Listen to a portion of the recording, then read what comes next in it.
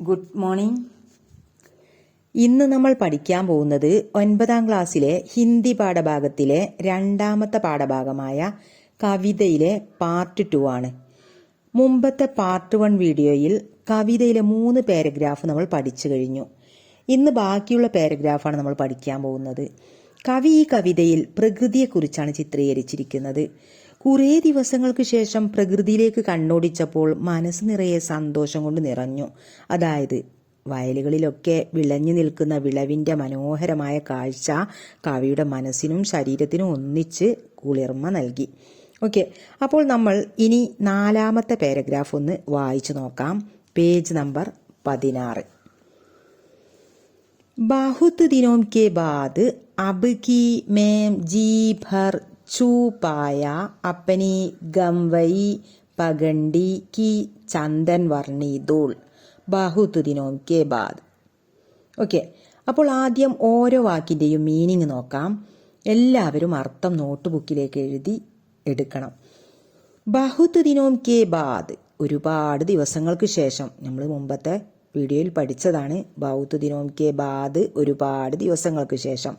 അബ് കി മേം ജീബർ ചൂപായ ഇപ്പോൾ എൻ്റെ ഹൃദയത്തിന്റെ ഉള്ളിൽ എനിക്ക് സ്പർശിക്കുകയുണ്ടായി. അതായത് ചൂന സ്പർശിക്കുക, ജീബർ മനസ്സ് നിറയെ, മനസ്സിന്റെ ഉള്ളിൽ എന്നൊക്കെ പറയാം.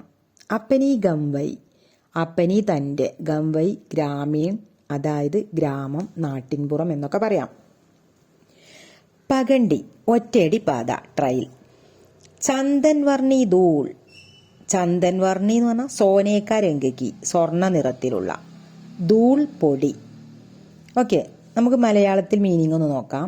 ഒരുപാട് ദിവസങ്ങൾക്ക് ശേഷം എൻ്റെ ഹൃദയത്തിന്റെ ഉള്ളിൽ എനിക്ക് സ്പർശിക്കാമായിരുന്നു. തൻ്റെ ഗ്രാമത്തിലെ ഒറ്റയടി പാതയിലൂടെ നടന്നുപോയപ്പോൾ മനസ്സിന് സന്തോഷം നൽകുന്ന സ്വർണ്ണ നിറത്തിലുള്ള പൊടി എൻ്റെ മനസ്സിന് സന്തോഷം നൽകി. എൻ്റെ ശരീരത്തിൽ ആ സ്വർണ്ണപ്പൊടി സ്പർശിക്കാൻ ഇടയായി. കവി ഈ വരികളെ കൊണ്ട് ഉദ്ദേശിക്കുന്നത് ഗ്രാമത്തിലെ തെരുവിലൂടെ നടന്നുപോയപ്പോൾ സ്വർണത്തിന്റെ നിറത്തിലുള്ള പൊടികളുടെ അനുഭവമാണ് ഉണ്ടായത്. ഓക്കെ, ഇനി ഇതിന്റെ ആശയം ഹിന്ദിയിൽ പറഞ്ഞു നോക്കാം. നന്നായിട്ട് ശ്രദ്ധിക്കുക, ഓരോ വാക്കും ശ്രദ്ധിച്ച് കേട്ട് പഠിക്കുക. യേ പങ്ക്തിയാം बहुत दिनों के बाद नामक कविता से लिया गया है. ये कविता नागार्जुन लिखा हुआ है. कवि कहते हैं कि बहुत दिनों के बाद अब की मैं जी भर छू पाया कि अपनी गमवई पगंडी की चंदन वर्णी धूल. इससे गांव की सुंदर चित्र प्रकट होता है. गांव की गलियों में सोने का रंग का धूल फैल जाती है. यानी कवि को गांव की गलियों की सुनहली धूल का एहसास हुआ. ഓക്കെ, അപ്പോൾ ഇതിൻ്റെ മീനിങ് ഒന്ന് നമുക്ക് നോക്കാം. ഇപ്പം നമ്മൾ ഹിന്ദിയിലാണ് ആശയം പറഞ്ഞത്. ഇങ്ങനെയാണ് നമുക്ക് എക്സാമിന് വരിക. എക്സാമിന് 4 മാർക്ക് കിട്ടും. ശ്രദ്ധിച്ച് പഠിക്കണം. നമുക്കിതിൻ്റെ മീനിങ് ഒന്ന് നോക്കാം. ഏ പങ്ക്തിയാം, ഏ പങ്ക്തി നമ്മൾ ആദ്യം എഴുതേണ്ടത് ഇങ്ങനെയാണ്. നമ്മൾ ഇതിൻ്റെ മുമ്പത്തെ വീഡിയോയിൽ പറഞ്ഞിട്ടുണ്ട്. ഏ പങ്ക്തിയാം बहुत दिनों के बाद नामक कविता से लिया गया है. ये पंक्तियां, ഈ വരികൾ बहुत दिनों के बाद नामक, बहुत दिनों के बाद ഒരുപാട് ദിവസത്തിന് ശേഷം, നാമക്ക് പേരായ കവിതാ സെ ലിയാ ഗയാ ഹെ കവിതയിൽ നിന്ന് എടുത്തതാകുന്നു. ഇസ് കവിത നാഗാർജുൻ ലിഖാ ഹുവാ ഹെ, ഈ കവിത നാഗാർജുനാണ് ലിഖാ ഹുവാ ഹെ എഴുതിയിട്ടുള്ളത്. കവി കഹത്തെ ഹെ കി, കവി പറയുകയാണ് എന്തെന്നാൽ बहुत दिनों के बाद അബ് കി മേം ജീബർ ചൂപ്പായ, ഒരുപാട് ദിവസത്തിന് ശേഷം എന്താണ് എൻ്റെ മനസ്സിന്റെ ഉള്ളിൽ സ്പർശിക്കുകയുണ്ടായി. കി എന്തെന്നാൽ, ഇടത് സൈഡിലേക്ക് വള്ളിയിടുക, കി എന്തെന്നാൽ അപ്പനി ഗംവായി പകണ്ടിക്ക് ചന്ദൻ വർണ്ണി ധൂൾ, തൻ്റെ ഗ്രാമത്തിലെ ആ തെരുവിലെ ആ സ്വർണ്ണപ്പൊടി എന്നാണ് അവിടെ ഉദ്ദേശിക്കുന്നത്. ഇസ്സേ ഗാവ് കി സുന്ദർ ചിത്ര പ്രകടോത്താ ഹേ. ഇസ്സേ ഈ വരികളെ കൊണ്ട് എന്താണ് പ്രകടമാവുന്നത്? ഈ വരികളിൽ നിന്ന് ഇസ്സേ പ്രകട് ഹേ, ഇതിൽ നിന്നും പ്രകടമാണ് ഗാവിക്ക് സുന്ദർ ചിത്ര, ഗ്രാമത്തിന്റെ സുന്ദരമായ ചിത്രമാണ് പ്രകട് ഹോത്താ ഹേ, പ്രകടമാവുന്നത്. ഈ വരികളിൽ നിന്ന് പ്രകടമാവുന്നത്. ഗാവ് കി ഗലിയോമേ, ഗ്രാമത്തിലെ തെരുവുകളിൽ സോനേക്ക രംഗക്ക, സ്വർണത്തിന്റെ നിറത്തിലുള്ള ധൂൾ ഫൈൽ ജാതിയെ പൊടി വ്യാപിച്ചു കിടക്കുന്നു. യാനി അതായത് കവിക്കോ ഗാവ് കി ഗലിയോം കി സുൻഹലി ദൂലി കാ എഹ്സാസ് ഹുവ. കവിക്കോ കവിക്ക് ഗാവ് കി ഗലിയോം കി ഗ്രാമത്തിലുള്ള തെരുവുകളിലെ സുൻഹലി ദൂലിക്ക സുന്ദരമായ സ്വർണ്ണ നിറത്തിലുള്ള പൊടിയുടെ ദൂലിക്ക പൊടിയുടെ എഹ്സാസ് ഹുവ അനുഭവമാണ് ഉണ്ടായത്. അതായത് മനസ്സിന് സന്തോഷം നൽകുന്ന സംഭവം. അതാണ് ഇതിൽ നിന്ന് മനസ്സിലാക്കാൻ കഴിയുന്നത്. ഓക്കെ, അപ്പോൾ നമ്മളിത് പഠിച്ചു കഴിഞ്ഞു. ഇനി അടുത്ത പാരഗ്രാഫ് പഠിക്കാം. Page number 17.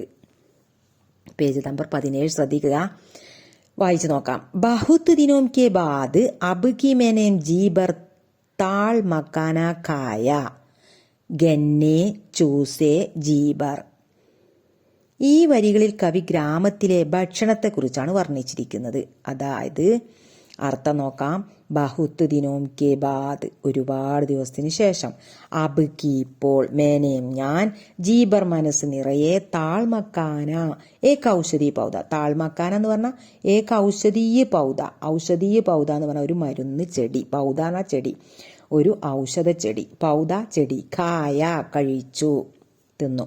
അതായത് ഗന്ന കരിമ്പ്, ഗന്ന എന്ന് പറഞ്ഞാൽ കരിമ്പ്. ഇതാണ് കവി പറയുന്ന ഔഷധ ചെടി, മരുന്ന് എന്ന് പറഞ്ഞത് ഗന്ന, എന്താണ്, കരിമ്പിനെയാണ്. ചൂസേ, ചൂസേ എന്ന് പറഞ്ഞ അർത്ഥം ഹോണ്ടോംസെ രസ് കീഞ്ചിന. ഹോണ്ടന ചുണ്ട്, രസന ടേസ്റ്റ്, കീഞ്ചിന വലിക്കുക. അപ്പം ചുണ്ടുകൊണ്ട് അതിൻ്റെ ടേസ്റ്റ് വലിച്ചെടുത്ത്, അതാണ് ഭക്ഷണം. അർത്ഥം ചുണ്ടുകൊണ്ട് രസ്, അതായത് ടേസ്റ്റ്, കീഞ്ചിന വലിക്കുക. കീഞ്ചിന എന്ന് പറഞ്ഞാൽ വലിക്കുക. കരിമ്പ് ഒരു ഔഷധ ചെടിയായിട്ടാണ് കവി വർണ്ണിക്കുന്നത്. ഈ കരിമ്പ് പോലുള്ള നാട്ടിൻ ഭക്ഷണം, നാടൻ ഭക്ഷണം എന്ന് പറയാം. കരിമ്പ് പോലുള്ള ഈ നാടൻ ഭക്ഷണം ഒരുപാട് ദിവസങ്ങൾക്ക് ശേഷം രുചിച്ച് നോക്കാൻ അവസരം കിട്ടിയെന്നാണ് കവി വർണ്ണിക്കുന്നത്.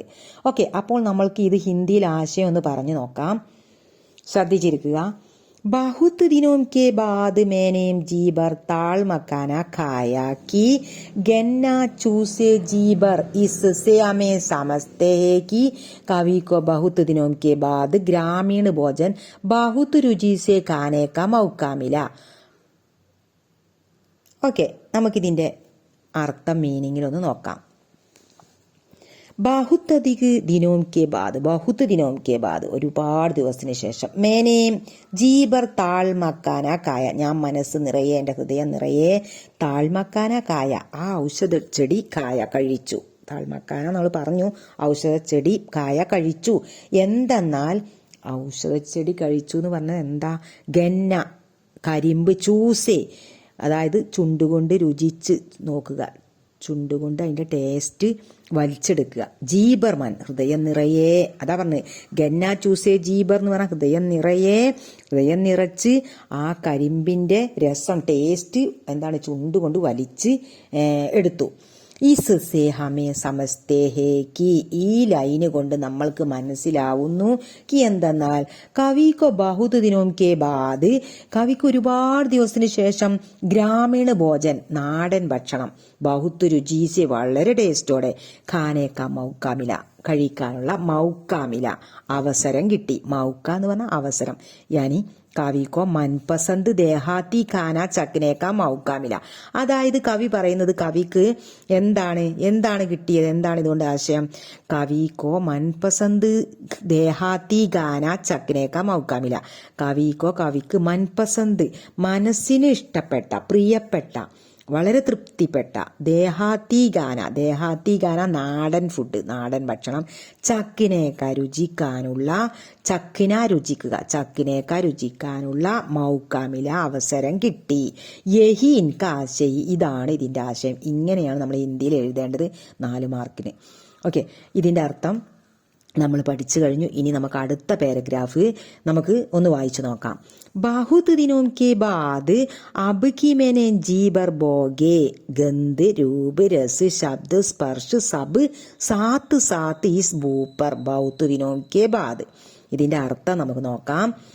ബഹുത് ദിനോം കെ ബാദ് ഒരുപാട് ദിവസങ്ങൾക്ക് ശേഷം, അബ് കി ഇപ്പോൾ, മേനെ ഞാൻ, അബ് കി ഇപ്പോൾ മേനെ ഞാൻ ജീബർ മനസ്സിൽ നിറയെ ഭോഗി ആസ്വദിച്ചു അല്ലെങ്കിൽ അനുഭവിച്ചു ഭോഗിന അനുഭവിക്കുക ഞാൻ അനുഭവിക്കപ്പെട്ടു ഗന്ധ് ഗന്ധം മണം സ്മെല്ല് രൂപം രസ് ടേസ്റ്റ് ശബ്ദം സ്പർശനം സബ് എല്ലാം സാത്ത് എല്ലാം ഒന്നിച്ച് ഈ ഭൂപ്പർ ഈ ഭൂമിയിൽ അതായത് ധർത്തി പർ.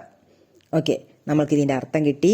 ഇവിടെ കവി ഒരുപാട് ദിവസങ്ങൾക്ക് ശേഷം ഈ ഭൂമിയിൽ നിന്ന് അദ്ദേഹത്തിന് അനുഭവിച്ച കാര്യങ്ങൾ ഒന്നിച്ച് വിവരിക്കുന്നു. ലാസ്റ്റ് അന്തമേം കവി കാത്താഹെ അവസാനം കവി പറയുകയാണ്, എൻ്റെ ഹൃദയത്തിന്റെ ഉള്ളിൽ ഒരുപാട് ദിവസങ്ങൾക്ക് ശേഷം ഗന്ധം കൊണ്ടും രൂപം കൊണ്ടും ടേസ്റ്റ് കൊണ്ടും നല്ല മധുരമായ ശബ്ദം കൊണ്ടും എന്താണ് സ്പർശനം കൊണ്ടും എല്ലാം കൊണ്ടും ഈ ഭൂമിയിൽ നിന്ന് ഒന്നിച്ചെല്ലാം ആസ്വദിക്കാൻ അവസരം കിട്ടി എന്ന സന്തോഷമാണ് കവി അവസാന പാരഗ്രാഫിൽ കവി വർണ്ണിക്കുന്നത്.